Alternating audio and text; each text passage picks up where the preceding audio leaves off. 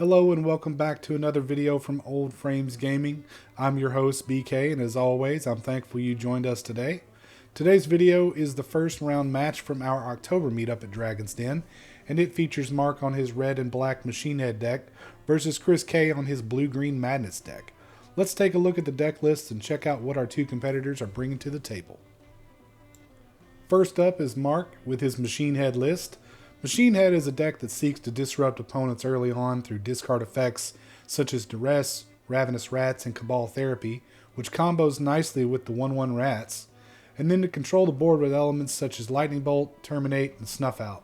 In the mid-game, it maintains board dominance through repeatable hitters such as Hypnotic Spectre and constant discard through Cabal Interrogator.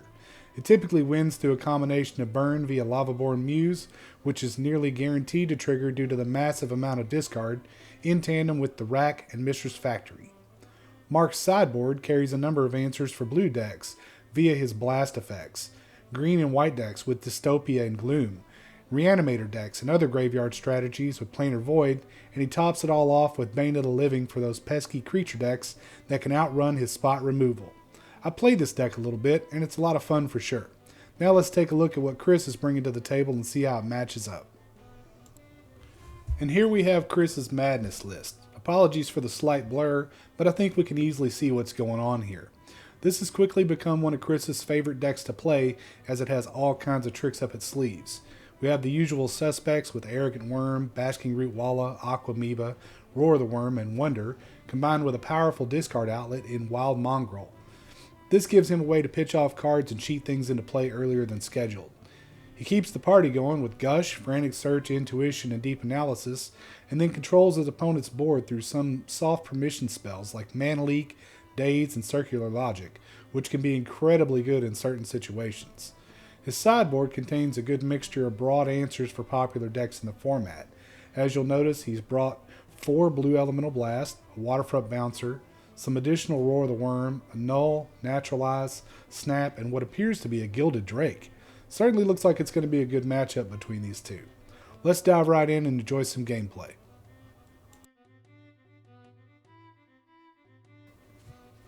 And as we join our players here in game 1 of this round 1, Mark is going to be on the left hand side of your screen and Chris is going to be on your right.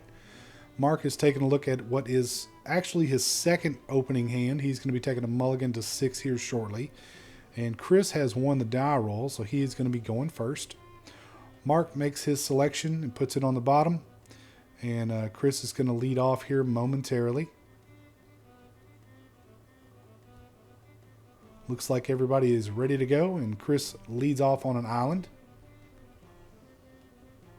Mark starts us off on a Sulphurous Springs and leads into the Rack. I know that you can't see it there because of the glare. However, you will see it when it goes to the graveyard because Chris has opted to daze this thing, so it's never going to see play. Mark passes back over to Chris, who thinks about playing that island again, but then ultimately leads off on a forest into a Basking Root Walla. So Mark is going to draw a card, find a swamp, take one off of that Sulphurous Springs, and we're going to terminate this lizard, everybody. So that thing's going to go to the graveyard. Chris is going to untap, draw his card for the turn. He's going to look it over. And we've decided to deploy that island yet again and pass the turn back over to Mark. Mark's going to take a look at a fresh card off the top. He finds another swamp. And we're going to go into Ravenous Rats. So Chris is going to have to figure out something to discard here, unless he's got a way to counter this, which would probably be counterproductive at this point. He strongly considers this Deep Analysis, as he can play that with Flashback for a much cheaper cost, albeit he would have to pay a little bit of life. But ultimately he decides to discard Roar the Worm. Mark passes the turn. Chris draws, and he's going to deploy another island and pass right on back to Mark. So Mark untaps here. He gets a brand new card. He's going to come across into the red zone and bash Chris for 1 with some rats. He's got a Dark Ritual here. Adding his 3 black to the mana pool. He's going to use 2 of it for another Ravenous Rats. And as you'll see, he's left up a swamp and that sulfurous springs because he has a pretty good feeling that that roar of the worm is about to come back to the battlefield and present another 6/6 worm for him to have to deal with. So he's likely holding another terminate here. So Chris finds his 4th land of the game. He's going to go ahead and play that roar of the worm and get that 6/6. We didn't have the token, so Chris is just kind of leaving it out there to be the token. And of course, right on time is the terminate. Chris passes the turn back. Mark's going to untap. He finds a duress. Let's go ahead and take a look at what you got going on here, Chris. So he's got Gush. He thinks about countering this, but it's not really going to help. So Mark pays the 1 for the days, and then he gets Gush. Chris finds a Yavimaya Coast, goes ahead and lands it. He's going to go ahead and flash back that deep analysis and draw a couple cards. It's going to send him to 14 because you do have to pay 3 life on that. And here comes Aquamoeba to the battlefield. It's a funky little creature. Lets you switch the power and toughness on it at the cost of discarding a card, of course. So Mark finds his Bloodstained Mire.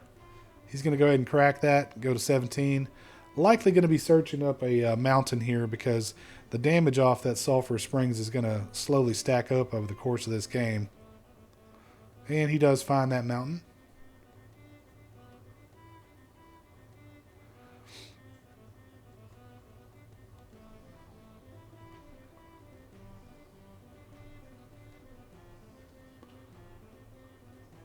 Mark sufficiently randomizing his deck before presenting it to Chris.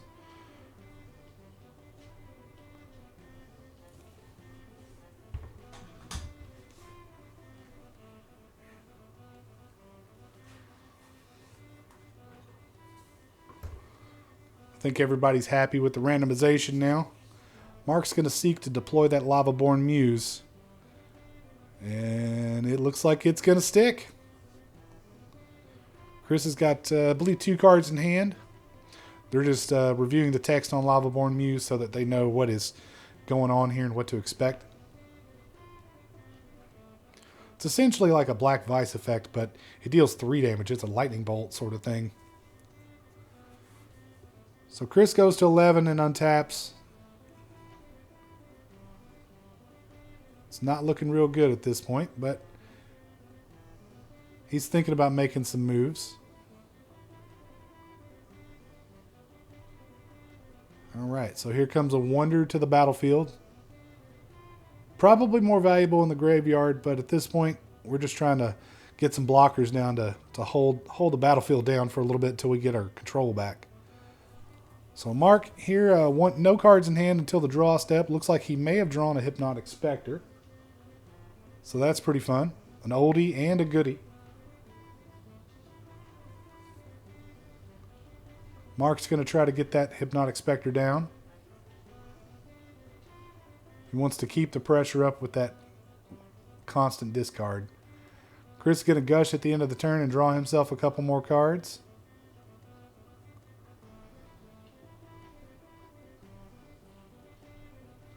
Has he found the answer? He's going to redeploy one of those islands. And he's going to pass the turn back. So he's above the threshold for the Lava-Born Muse, so we're not going to take any more damage off that right now.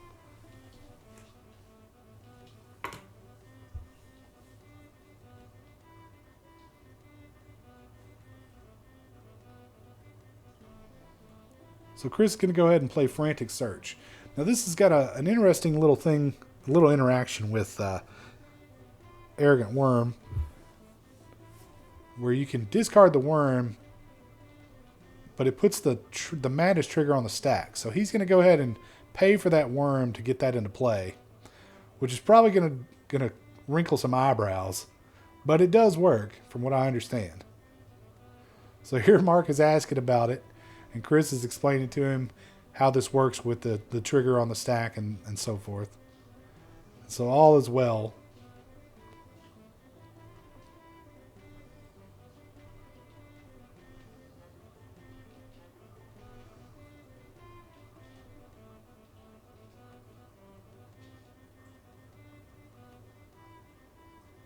Chris looking this hand over. It's hard for me to see exactly what's going on there. I don't know that he's found the answer. He does have that 4-4 trampler, though.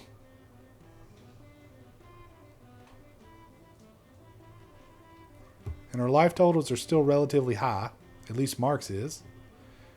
And Chris is not in terrible shape right now.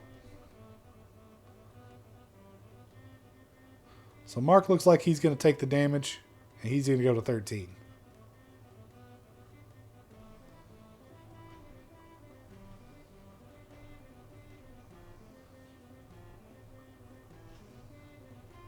Looks like we've added a basking root wallet to the board as well.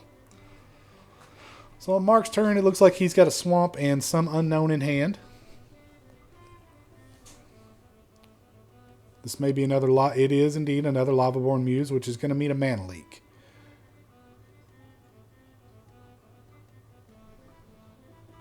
So Mark's going to pass the turn back over to Chris. He's going to untap with, I believe, 3 cards in hand.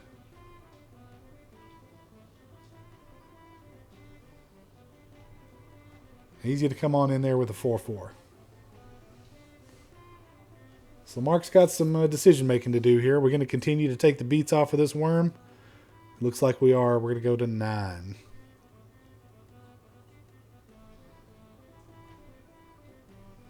And Chris passes the turn back. So Mark's going to untap. He's going to take a look at the top. Is he going to find an answer for that worm?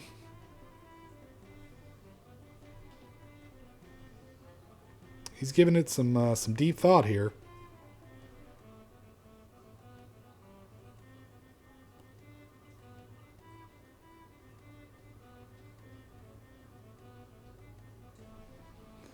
Mark surveying the battlefield to see what moves can be made, if any. Looks like he's going to pass the turn back to Chris. Chris is going to discard another Arrogant Worm to Aquamoeba to switch its power and toughness and pay the madness cost. So now we've got 2 4-4 tramplers in play. And here they come across into the red zone toward Mark. It looks like the door may be closing in.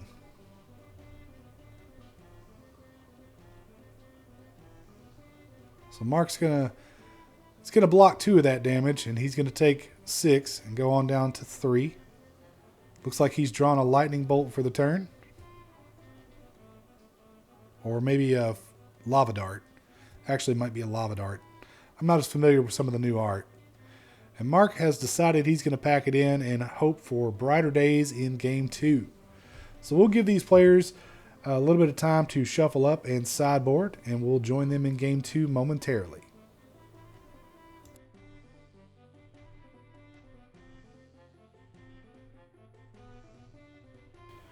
All right, opening up in Game 2, Mark is going to be on the play. He is going to lead on Swamp into what is a Planar Void. You can't see that card here because of the glare, but it is a Planar Void. So that's going to help him get rid of some of those cards out of Chris's graveyard that have been so useful to him with the flashback. Mark finds a Sulphurous Springs to start off on turn 2 into a Ravenous Rats. Chris is going to discard its card, but then quickly remove it from the game. He finds an island and plays an Aquamoeba and passes the turn back over to Mark. Mark's going to untap and draw a mountain here, which he is going to play. And then he's got a lightning bolt for that Aquamoeba, so that thing is hasta la bye-bye. And he's going to come on over into the red zone with those rats and send Chris to 19. Chris draws a fresh card. He's got to find a way to get rid of that Planar Void, I think, or this is going to be a really, really incredibly difficult game. He's found a Basking Root Walla to try and help stem the tide of the attacks from the rats there. Mark finds a Mishra's Factory. So Mark's taking a look at Basking Root Walla just to see how it's going to grow. So he's going to go ahead and bolt that thing, get it on out of here. Come on over for one more. Interesting fun fact for those of you who may not know, Chris lost his very first game of Magic by getting hit by a Bog Imp 20 times in a row. So some interesting trivia for you all to keep there in the back of your minds. I'm sure Chris is going to enjoy hearing about that and being reminded of that game that happened 30 some odd years ago now. Anyway, back to the gameplay. Mark has found another sulfurous springs, and he is kind of surveying the board state and seeing how he wants to move forward here. That planar void is doing some work, that's for sure. Life totals are still pretty high. So we're going to activate our factory, and we're going to crash on in for 3, sending Chris to 15. And then Mark is going to pass the turn. So Chris takes a fresh draw. He finds his third island of the game. He's going to pay 5 for a 4/4 Arrogant Worm. And he's going to take 1 life, that ping off the green mana for the coast. But he's at least got a blocker now, for the moment. So he says, okay, Mark, you can go ahead and go. Mark untaps and draws a new card off the top here.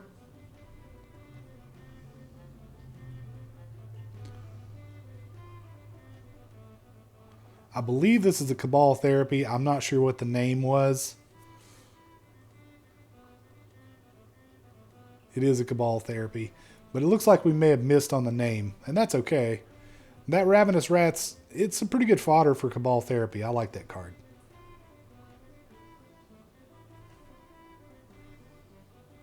So Mark's going to go ahead and flash it back here. And obviously he's going to get it this time around.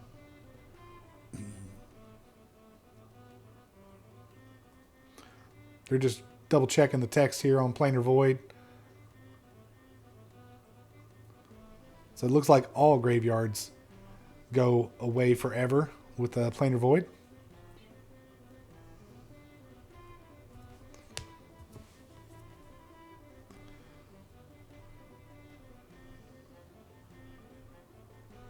Mark's found a rack. Chris has no answer to it as of yet. Mark's going to go ahead and activate his factory and send his rats and his factory into the red zone. And there goes Lava Dart.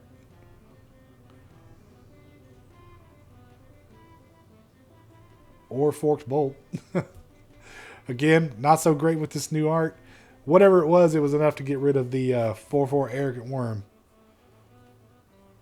So Chris draws a card. He says, I got nothing. You can go ahead and go. Mark's going to go ahead and untap here. No cards in hand. He's going to swing on over for 1. Chris is down to 12 now. Mark says go. Chris finds a new card. I believe that's a Careful Study that he has just played. So he's going to draw 2 and then discard 2.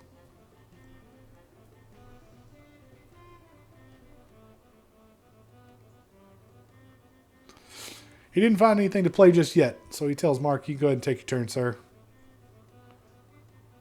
Mark finds a Bloodstained Mire, crashes on in with the rats, and says, have at it. Chris is going to untap that island, take a look at a new one. Looks like he's drawn a Cephalid Coliseum, but he's never going to get the Threshold, so that's not going to be of much use to him. Mark's going to go looking for a basic land off of that Bloodstained Mire here. He's going to find a swamp. He's going to shuffle up and sufficiently randomize this deck and present to Chris momentarily.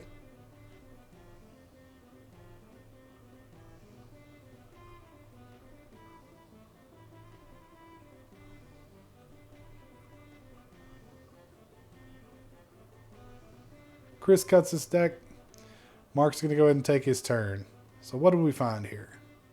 Another Bloodstained Mire. How about that? Mark says, go ahead and take your 1 damage off this rat, and you can take your turn. Chris is going to draw. He's got a handful of cards. Mark's now at 18. He's going to go looking for another land.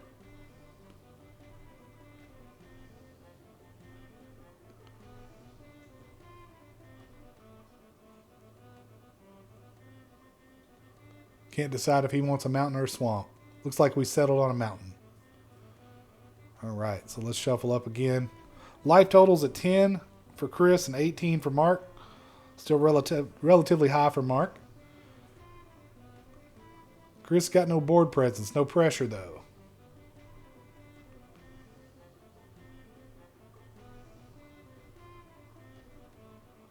Looks like we found another ravenous rats, possibly. And a sulfurous springs. So Mark's going to come on in here for one. He's going to pass the turn. Chris has found a basking root walla, which may be able to provide a little bit of protection from those rat attacks. We shall see.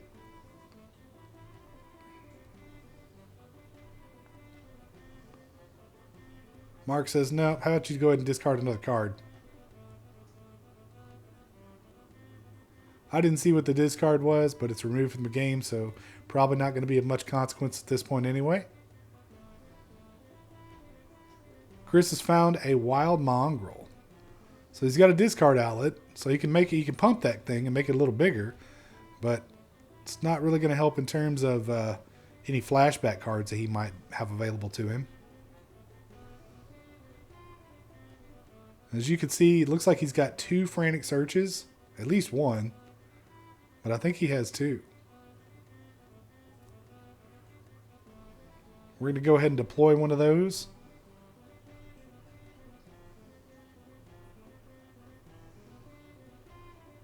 And he's got a discard 2. He may have forgotten about that part. That card's good, but it's not that good. Alright, so he's going to untap his 3 lands. And he's going to tell Mark to go ahead. Alright, so Mark takes a fresh draw. He's got a couple cards and studying what's going on here. Chris got an intuition on the end of the turn, it appears.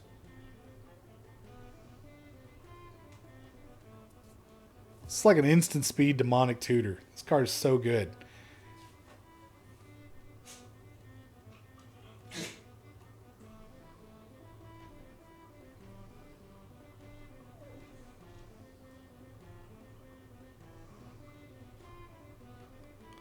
So he's picked his 3 cards here. Looks like it... Is it Roar the Worm? I think it's Roar the Worm. So he's going to get one of them, obviously. The other 2 are going to be removed from the game. So he must have one more land in hand to be able to cast this thing, or he probably wouldn't have gone for that. So, yeah, and he does. So 2, 4, 6 lands, so he can cast that thing outright. And maybe actually get something going in his direction. This has been an uphill battle from the jump for him.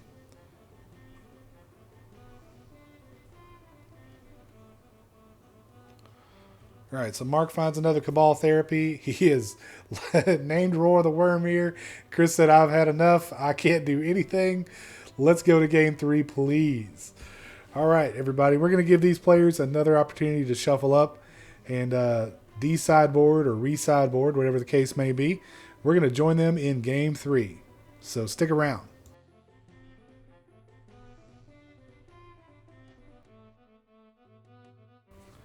Alright everybody, thank you for sticking around. In this video, we're going to open up game 3 with Chris on the play here.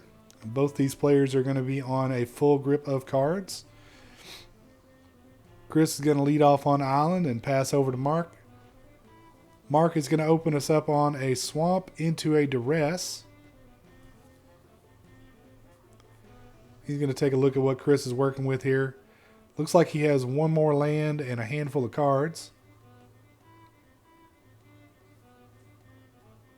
Now ultimately here, Mark is going to choose Wild Mongrel, which we all know is not a legal target for Duress, but it is impossible for us to rewind time more than 60 days and go back and fix this thing at this point.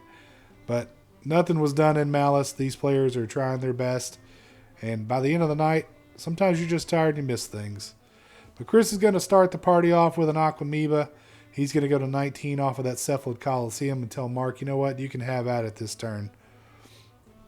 So Mark finds a Bloodstained Mire. He's going to go digging through his library for a mountain or a swamp.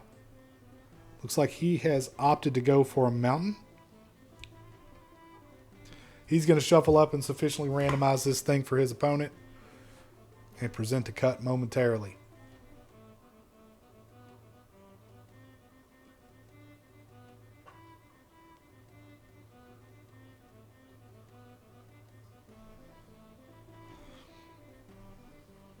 All right, so Chris is satisfied with the randomization. He cuts the deck. And what has Mark found? Looks like it's a terminate. Chris is going to respond by discarding a Roar of the Worm so that he's got that available to him later on as a flashback resource. Mark passes a turn. Chris takes a draw and he quickly passes back, having nothing to deploy just yet. So Mark takes a fresh draw and he finds a Mistress Factory, which he's going to go ahead and play. It looks like he has opted to pass the turn as well. So Chris draws what appears to be a Waterfront Bouncer. One of those powerful spell shapers to allow him to control some of the creatures on the board. But no more lands to deploy it just yet. So Mark goes ahead and takes his turn. He finds another Bloodstained Mire, goes on down to 18, and he's going to go searching for a swamp. And he's going to shuffle up again here.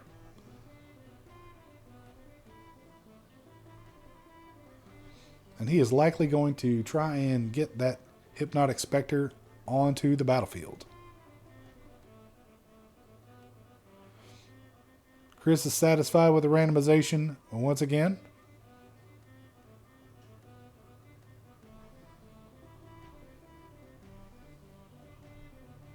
And here we go. BB and 1 for Hypnotic Spectre. A tale as old as time. Chris said it's good. He takes his draw for the turn. It's not looking great here. He still has not found a land in multiple turns now.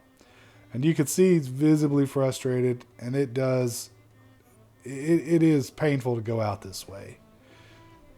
So Mark has found another Mistress Factory. He's likely going to come crashing in for at least 4, if not 5. But I think at this point, Chris has decided he's seen enough, everybody. So here comes Mark on into the red zone, and Chris has said, you know what, buddy? You got it tonight. It's just not here for me. Thank you for everyone for tuning in tonight. If you enjoy this kind of content, please stay tuned for more videos. If you like old school content, I would encourage you to head on over to the Orb and check out what Joe's doing over there. Amazing stuff. We'll catch you in the next video, everyone. Thanks again.